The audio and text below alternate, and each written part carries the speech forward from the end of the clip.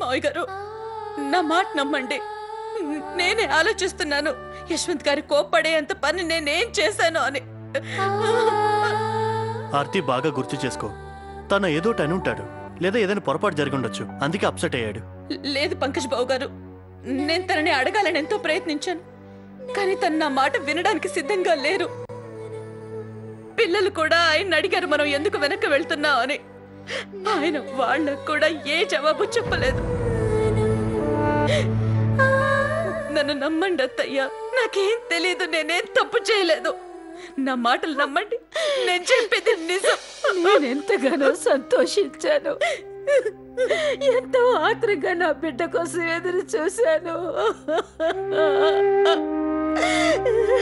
అత్తమ్మా,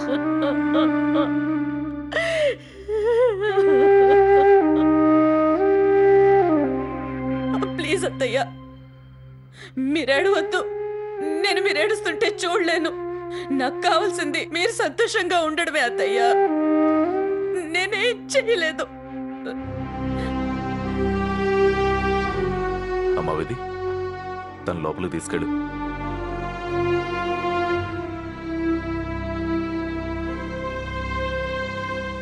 మొత్తం సమాజాన్ని ఎదిరించి యశ్వంత్తో నీకు పునర్వివాహం జరిపించావు మేము.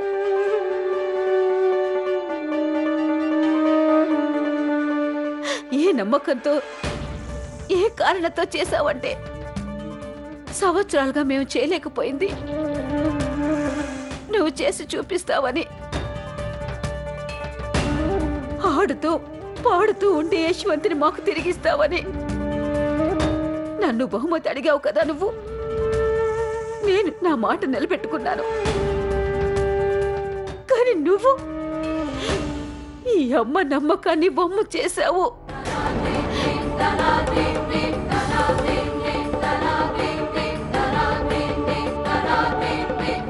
నేను మళ్ళీ నిన్ను ఎప్పటికీ నమ్మను.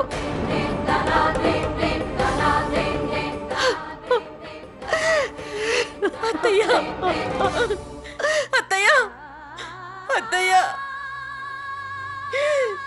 నేనే తప్పు చేయలేదు.